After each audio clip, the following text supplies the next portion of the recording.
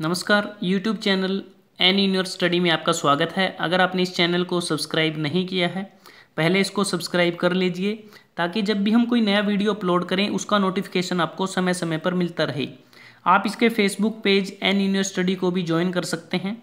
आज हम इस वीडियो में डिस्कस करेंगे HSSC परीक्षा टैक्सेशन इंस्पेक्टर जो एडवर्टाइजमेंट नंबर 11/2015 और कैटेगरी नंबर 2 के अंतर्गत 30 जुलाई 2017 को मॉर्निंग शिफ्ट में आयोजित हुई और इस परीक्षा में हरियाणा राज्य जीके से संबंधित 25 प्रश्न पूछे गए।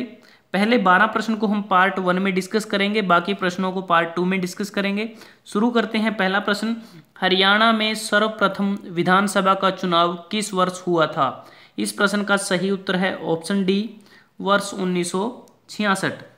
इसमें थोड़ा सा कॉन्ट्रडिक्शन मेरे को लगता है क्योंकि पंजाब के अलग होने के बाद हरियाणा में जो राजनीति थी उसमें बड़े उतार चढ़ाव हुए, क्योंकि संयुक्त पंजाब के झज्जर से विधायक पंडित भगवत दयाल शर्मा ने 1 नवंबर 1966 को जब हरियाणा नवगठित जिला बना, भारत का 17वां जिला बना, तो उस समय उन्होंने हरियाणा की बागडोर संभाली थी। लेकिन हरियाणा गठन के मात्र 3 महीने 21 दिन बाद ही पहला विधानसभा चुनाव हुआ। तो इसका मतलब कि जो पहला विधानसभा चुनाव है वो मार्च 1967 में हुआ था, लेकिन ऑप्शन में ऐसा हमें नहीं दिया है, तो इसका जो उत्तर है वो 1966 ही रहेगा। क्योंकि जो पहला विधानसभा चुनाव था वो 54 सीटों पर लड़ा गया था, जिसमें से 44 सीटें सामान्य श्रेणी की थी और 10 सीटें अनुसूचित जाति के लिए आरक्षित थी। अगला प्रश्न है, हरियाणा में निम्नलिखित में से कौन सा सबसे कम आबादी वाला जिला है?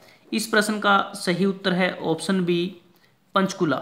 क्योंककि पंचकुला की जो जनसंख्या है वह 2011 की जनगणना के अनुसार वो 5,61,263 है। अगर हम बात करें हरियाणा का वह जिला जिसकी सर्वाधिक जनसंख्या है वह फरीदाबाद है, 18,09,733। और जनसंख्या घनत्व से भी हरियाणा को जो सर्वाधिक जो जनसंख्या घनत्व है वो फरीदाबाद जिले का ही है, और सबसे कम जनसंख्या घनत्व सिरसा जिले का है। और सर्वाधिक जो लिंगानुपात वाला जिला है वो मेवात है, और सबसे कम पुरुष साक्षरता वाला जिला मेवात, सबसे कम स्त्री साक्षरता वाला जिला मेवात, और सबसे अधिक स्त्री साक्षरता वाला जिला गुरुग्राम, और सबसे कम साक्षरता वाला जिला मेवात, सबसे अधिक साक्षरता वाला जिला गुरुग्राम, और सबसे कम लिंगानुपात वाला जिला गुरुग्राम। अगला प्रश्न है, हरियाणा के किस जिले में भारतीय गेहूं और जौ शोध संस्थान स्थित है? इस प्रश्न का सही उत्तर है ऑप्शन ए, करनाल। अगला प्रश्न है, राष्ट्रीय दुग्ध उत्पादन अनुसंधान संस्थान किस नगर में स्थित है? इस प्रश्न का सही उत्तर है ऑप्शन डी, करनाल। राष्ट्रीय डेयरी अनुसंधान करनाल में स्थित भारत का प्रमुख डेयरी अनुसंधान संस्थान है। इस संस्थान की शुरुआत वर्ष 1923 में हुई थी imperial institute of animal husbandry and dairying के नाम से बेंगलोर में। बाद में इसको एक्सपेंड करके इसका नाम 1936 में इंपीरियल डेयरी इंस्टीट्यूट रखा गया।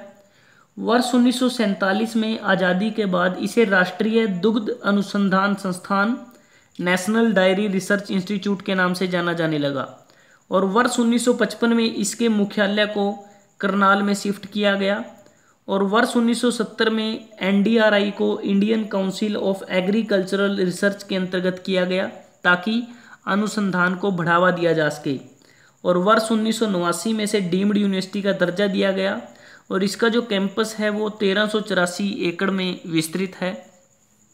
अगला प्रश्न है, करनाल में स्थित पर्यटन के लिए प्रसिद्ध झील का क्या नाम है? इस प्रश्न का सही उत्तर है ऑप्शन बी, कर्ण झील। कर्ण झील हरियाणा राज्य के करनाल शहर के पास स्थित है। यह राज्य की राजधानी चंडीगढ़ तथा राष्ट्रीय राजधानी दिल्ली दोनों से लगभग 125 किलोमीटर की दूरी पर है, और इस कारण यह 2 महत्वपूर्ण स्थानों के यात्रियों के लिए विश्राम स्थल का कार्य करती है। और मान्यता यह है कि महाभारत के प्रमुख पात्र कर्ण को दुर्योधन ने इस प्रदेश का राज्य सौंपा था, और ऐसी भी मान्यता है कि इस झील में कर्ण स्नान किया करते थे। और इसी स्थान पर उन्होंने अपने कवच कुंडल भी दान कर दिए थे, जिसके परिणाम स्वरूप इतिहास में उनको दानवीर कर्ण के नाम से जाना गया। और इस स्थान को कर्णताल भी कहा जाता है, जो कालांतर में करनाल कहा जाने लगा। अगर इतिहास की बात करें तो महाभारत कालीन कर्ण द्वारा स्थापना के कारण इसका नाम करनाल पड़ा, यह भी मान्यता है। और 1573 ईस्वी में अकबर के विरुद्ध अपने विद्रोह के दौरान इब्राहिम मिर्जा ने करनाल में लूटपाट भी की थी। 1739 में यहाँ नादिर शाह ने मोहम्मद शाह को हराया था और 1805 ईस्वी में अंग्रेजों ने करनाल पर अपना अधिकार कर लिया था। अगला प्रश्न है, हरियाणा के मध्य में स्थित हृदय हरियाणा कौन सा नगर है? इस प्रश्न का सही उत्तर है ऑप्शन ए जींद। जींद हरियाणा में स्थित एक प्रमुख शहर है और महाभारत की कई कथाएं जींद से जुड़ी हुई हैं। इसके अलावा वामन पुराण, नारद पुराण और पद्म पुराण में भी जींद का उल्लेख मिलता है। और यह भी कहा जाता है कि महाभारत काल में पांडवों ने यहाँ पर विजय की देवी जयंती देवी के मंदिर का निर्माण किया था और युद्ध में कौरवों को हराने के लिए इन्होंने इस मंदिर में पूजा भी की थी और देवी के नाम पर भी इसका नाम जयंतपुरी रखा गया था और समय के साथ इसका नाम जयंतपुरी से बदलकर जींद हो गया था। अगला प्रश्न है, हरियाणा का ऐतिहासिक भव्य मकबरा जिसका संबंध शेख चिली से है किस स्थान पर है? इस प्रश्न का सही उत्तर है ऑप्शन सी कुरुक्षेत्र। शेख चिली एक विद्वान, एक सम्मानित सूफी संत और एक आध्यात्मिक शिक्षक थे। मुगल बादशाह शाहजहां का बेटा दारा शिको शेख चिल्ली का शिष्य तथा एक प्रशंसक था। शेख चिल्ली का मकबरा कुरुक्षेत्र के बाहरी इलाके में एक ऊंचे टीले पर बनाया गया है और यह मुगल वास्तुकला का बखूबी बखान करता है। इसको बनाने में बलुआ पत्थरों का इस्तेमाल हुआ है और यह मकबरा परिपत्र ड्रम के आकार का है, जहां मकबरे का गुंबद नाशपाती के आकार का है और महान संत की कब्र मकबरे के निचले सदन में बिल्कुल केंद्र में स्थित है और देखने में यह मकबरा आगरा के ताजमहल से कुछ हद तक मिलता जुलता है। अगला प्रश्न है, पंडित मांगेराम का संबंध कला किस विद्या से है? पंडित मांगेराम का संबंध कला किस विद्या से है? इस प्रश्न का सही उत्तर है ऑप्शन ए सांग परंपरा। पंडित मांगेराम का जन्म बाजे भक्त जैसे महान सांगी के गांव सुसाना में वर्ष 1906 में हुआ था, लेकिन इन्हें इनके नाना ने गोद ले लिया था, जिसके कारण इनका पालन पोषण पाणची गांव में हुआ। और हरियाणा के सांगी पंडित मांगेराम उच्च कोटि के सांगी, गायक व रचनाकार रहे। हरियाणा के लोक साहित्य में इनका नाम बड़े आदर से लिया जाता है और पंडित मांगेराम का नाम हरियाणा लोक साहित्य में एक महत्वपूर्ण हस्ताक्षर है। और हरियाणा के सूर्य कवि और हरियाणा के शेक्सपियर कहे जाने वाले पंडित लक्ष्मीचंद के इस शिष्य की रागणियां हरियाणा भर में बड़े चाव से आज भी गाई जाती हैं। पंडित मांगेराम बड़े ठेठ अंदाज में अभिव्यक्ति करते थे, इसमें उनका कोई सानी नहीं था। इनकी एक रागणी जो बहुत प्रसिद्ध हुई है और आज भी है और हमेशा भी रहेगी, जहाज के माँ बैठ गोरी राम रटके, ओढ़ना संग वाले तेरा पल्ला लटके। और गंगा जी तेरे खेत में, इस भजन के बारे में कहा जाता है कि पंडित जी को पहले से ही सूझ चुका था।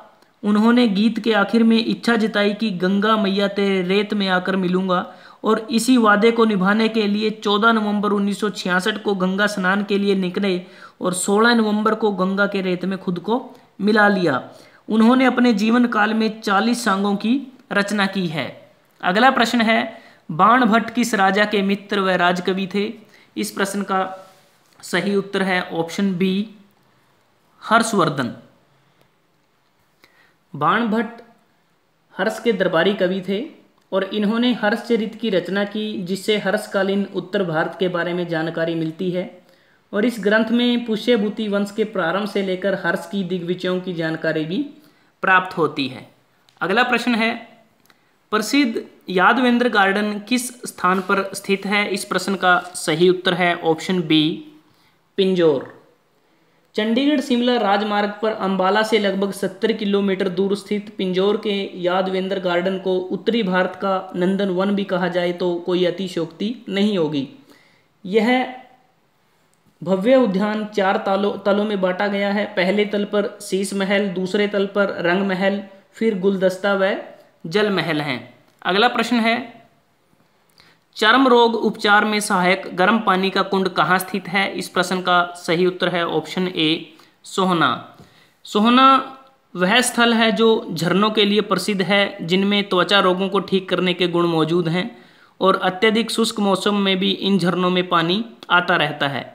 और वर्तमान कुंडों में सबसे पुराना कुंड लगभग 300 वर्ष पूर्व का है और यह स्थल गुरुग्राम से लगभग 24 किलोमीटर दूर है और इसकी उत्पत्ति रकीशु नामक फकीर से जुड़ी है। अगला प्रश्न है, पंडित जसराज किस विद्या के लिए विख्यात हैं? इस प्रश्न का सही उत्तर है ऑप्शन ए, शास्त्रीय संगीत। पंडित जसराज भारत के प्रसिद्ध शास्त्रीय गायकों में से एक हैं। इनका जन्म वर्ष 1930 में हिसार में हुआ था और इनका संबंध मेवाती घराने से है और इन्हें शास्त्रीय गायन में विश्व ख्याति प्राप्त है। इन्हें कई पुरस्कारों के साथ पद्म भूषण से भी सम्मानित किया गया है। इन्हें वर्ष 2000 में पद्म विभूषण, वर्ष 1987 में संगीत नाटक अकादमी पुरस्कार, वर्ष 2010 में संगीत नाटक अकादमी फेलोशिप आदि प्रदान किए गए हैं। लड़की सह्याद्री की, बिरबल, माई ब्रदर आदि फिल्मों में भी इन्होंने अपनी कला को प्रदर्शित किया है। दोस्तों, अगर आपको ये वीडियो अच्छा लगा, आप इसको लाइक कर सकते हैं, शेयर कर सकते हैं अपने दोस्तों के साथ, स्टूडेंट्स के साथ, और एन यूनिवर्स स्टडी को सब्सक्राइब करना ना भूलें। जल्द ही हाजिर होते हैं बाकी बचे प्रश्नों के साथ। तब तक के लिए धन्यवाद। आपका दिन शुभ रहे।